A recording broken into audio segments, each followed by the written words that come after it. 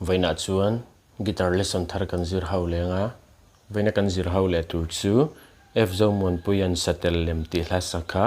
guitar per tha kan zir ho bang o he like epo that frita karon bua dona C kan langa nyama G asanga F ain cho a khan D minor le A minor kan hang ze bang o heten kan strum down down up down up down down up down up